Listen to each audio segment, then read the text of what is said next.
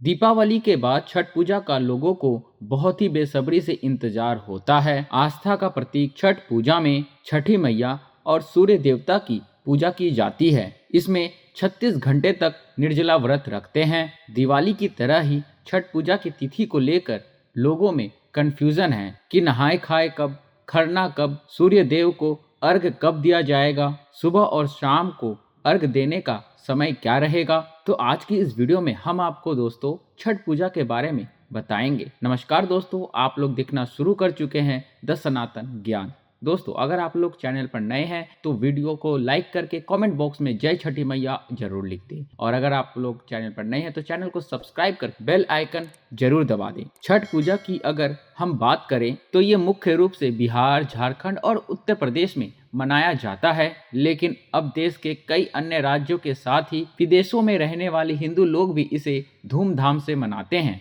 आस्था का प्रतीक छठ को महापर्व कहा जाता है। इस व्रत में सूर्य देव और छठी मैया श्रद्धा भाव से पूजा की जाती है। दीपावली के ठीक 6 दिन बाद छठ पर्व मनाया जाता है, और ये जो पर्व होता है ये पूरे 4 दिनों तक चलता है, जिसकी शुरुआत होती है नहाए खाए और खरना से। फिर डूबते और उगते सूर्य देव को अर्घ दिया जाता है। इसमें व्रती नदी में कमर तक जल में प्रवेश करके सूर्य देवता को अर्घ देकर उनकी पूजा और फिर उनकी परिक्रमा करते हैं। इस पूजा में 36 घंटों तक निर्जला व्रत रखा जाता है, जो कि बहुत ही कठिन होता है, इसीलिए इसे महापर्व भी कहते हैं। छठ पूजा का जो व्रत है वो बहुत ही कठिन व्रतों में से एक है। ऐसी मान्यता है कि छठी माई की पूजा करने से व्रती को आरोग्यता, सुख समृद्धि, संतान का सुख और आशीर्वाद प्राप्त होता है। छठ का पर्व कार्तिक माह के शुक्ल पक्ष की चतुर्थी तिथि से लेकर सप्तमी तिथि तक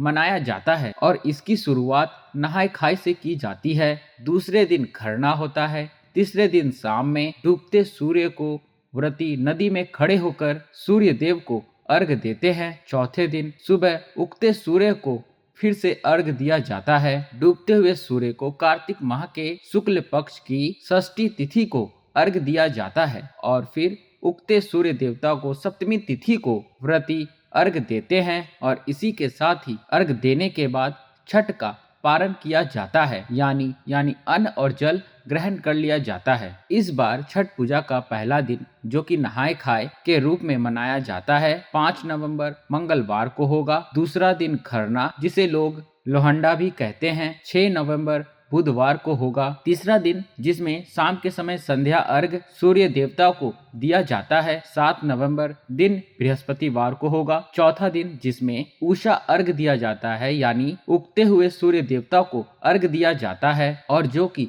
छठ पूजा का अंतिम दिन होता है, 8 नवंबर शुक्रवार को होगा। और इस बार उदया तिथि के अनुसार 7 नवंबर दिन बृहस्पतिवार को ही छठ पूजा रहेगी, यानी जो व्रत वाला मुख्य दिन होगा वो इसी दिन होगा। अब जान लीजिए छठ पूजा के सभी दिनों में सूर्य उदय और सूर्य अस्त का समय क्या रहेगा। तो पहला दिन यानी नहाय खाई के दिन सूर्य उदय सुबह 6:38 पर और सूर्यास्त शाम 5:42 पर होगा। छठ पूजा के दूसरे दिन यानी खरना के दिन सूर्य उदय सुबह 6:39 पर और सूर्य अस्त शाम 5:41 पर होगा। छठ पूजा के तीसरे दिन यानी व्रत वाले दिन सूर्य उदय सुबह 6:39 पर और सूर्यास्त शाम 5:41 पर होगा। छठ पूजा के चौथे दिन यानी 8 नवंबर दिन शुक्रवार को सूर्य उदय होगा 6:40 पर। इस दिन उगते हुए सूर्य देवता को अर्घ देने के बाद व्रत का